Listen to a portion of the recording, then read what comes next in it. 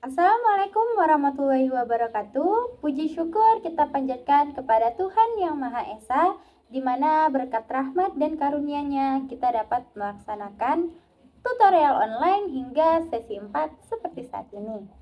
Yang terhormat Bapak Ibu tutor serta teman sejawat yang berbahagia.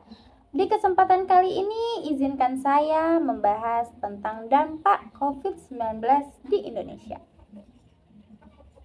Coronavirus merupakan virus yang menyebabkan penyakit pada manusia dan hewan.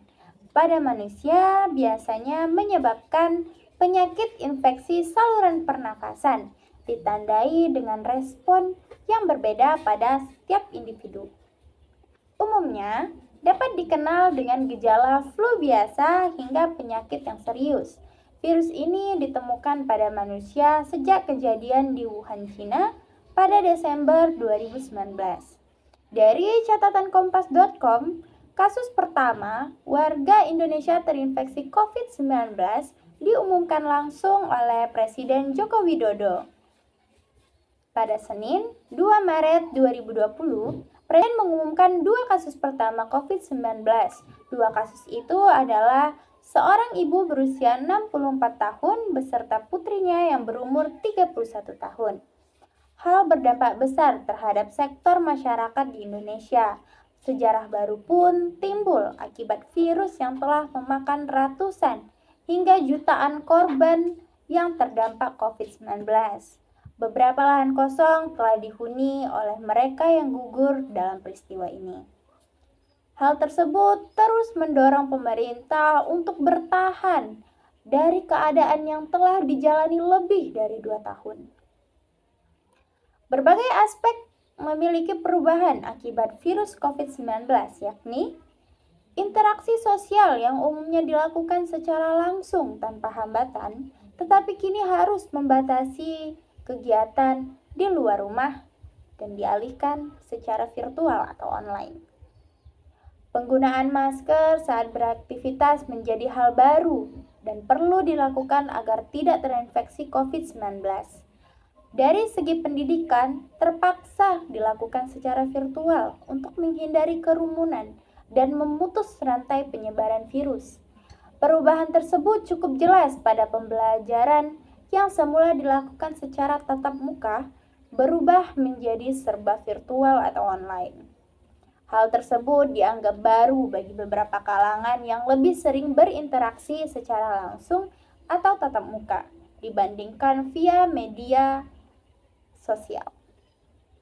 Aspek perekonomian di Indonesia turut ambil peran dalam masa pandemi, mulai dari pendapatan yang menurun terhadap beberapa profesi seperti pedagang kaki lima, ribuan karyawan yang terkena PHK untuk meminimalisir pengeluaran dalam perusahaan, kebutuhan yang semakin meningkat demi menjaga imun tubuh, serta meningkatnya harga bahan pokok. Akibat dari virus COVID-19, tidak semua kelompok masyarakat dapat bertahan dengan kondisi ekonomi yang tidak stabil. Contohnya, meningkatnya perilaku kriminal seperti pencuri karena kebutuhan yang tidak terpenuhi, serta pengangguran akibat pemutusan hubungan kerja secara besar-besaran karena perusahaan tidak dapat bertahan karena virus COVID-19. Beberapa aturan hukum dibuat oleh pemerintah untuk mengadakan new normal atau tautan baru menjadi awal untuk hidup berdampingan dengan wabah, tanpa menghalangi produktivitas masyarakat. Akan tetapi, mempertahankan aturan protokol kesehatan dan menerapkan wajib vaksin untuk meningkatkan kekebalan tubuh di lingkungan masyarakat. Beberapa aturan untuk tidak mudik pada 2 tahun awal penyebaran COVID-19 hingga pemberlakuan pembatasan kegiatan masyarakat atau PPKM menjadi beberapa upaya pemerintah dalam menurunkan angka penularan serta korban yang gugur dalam wabah tersebut. Penanggulangan dari wabah COVID-19 timbul dari pola baru seperti penggunaan masker, menjaga jarak minimal 1 meter, mencuci tangan, menghindari kerumunan, mengurangi mobilitas seperti pemberlakuan, pembatasan kegiatan masyarakat atau PPKM di berbagai wilayah, melakukan vaksinasi COVID-19 guna memutus rantai penyebaran sehingga terbentuknya kekebalan tubuh dari berbagai kalangan masyarakat dan dianggap efektif dalam menekan angka penularan COVID-19 di Indonesia.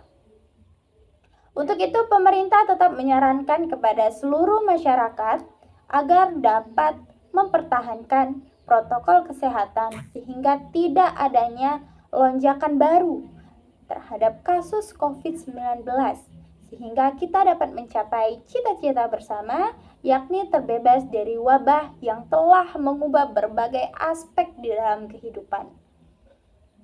Demikianlah yang dapat saya sampaikan mengenai kasus COVID-19. Semoga dapat bermanfaat dan meningkatkan kesadaran akan pentingnya protokol kesehatan di dalam lingkungan sehingga mencapai cita-cita bersama untuk terbebas dari wabah. Assalamualaikum warahmatullahi wabarakatuh.